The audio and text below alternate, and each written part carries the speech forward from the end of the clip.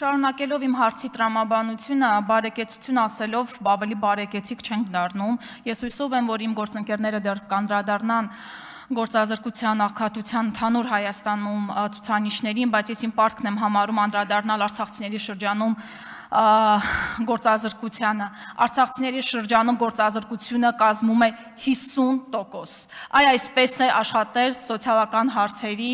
եւ աշխատանքի եւ սոցիալական հարցերի նախարարությունը, հասել այն բարեկեցությանը, որ հիմա արդեն արժե, որ նախարարությունը փոխվի բարեկեցության։ Արցախցիների շրջանում միջին աշխատավարձը 150,000 դրամ է կազմում, 150,000 դրամ։ Իսկ երբ որ մենք հիմա բացում ենք, խնդրում եմ լռություն պահպանել, իսկ երբ որ մենք հիմա բացում ենք ամենապարզ առաջին մտքին եկող կայքը, ասենք լիստեը մենք բացում, որպեսզի բնակվարձերի գներին ծանոթանանք, ստանում ենք մի հատ ահռելի պատկեր, թվերը կարող եմ հնչեցնել իհարկե, բայց ժամանակս կարծում եմ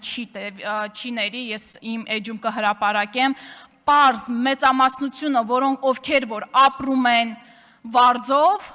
ուղղակի հնարավորություն չունեն անգամ շրջաներում, որովհետև այնտեղ էլ աշխատավարձն է ավելի ցածր, հնարավորություն չունեն իրենց կեցությունը ապահովելու։ Ես այդ ամենը հիմնավորված թվերով կներկայացնեմ շատ շուտով։ Այս առումով կառավարության ծրագրում ամբողջ այս փաթեթի վերաբերյալ կա ընդամենը մեկ նախադասություն. շարունակվելու է Ղարաբաղից տեղահանված 10,000 ընտանիքի բնակապահովման ծրագիրը։ Ինձ թվում է այսպիսով նաև իրենք են խոստովանում, որ տապալել են արցախցիների զբաղվածության հարցը։ Ես կրկնել եւ կրկնում եմ, որ նպաստների կարիք մենք չունենք, մենք ունենք աշխատանքի կարիք եւ այդ աշխատանքները պետք է լինեն արժանապատիվ, որի որ հնարավորությունը այսօր արցախցիները չունեն փաստացի, որովհետեւ տեղավորվել են ամենացածր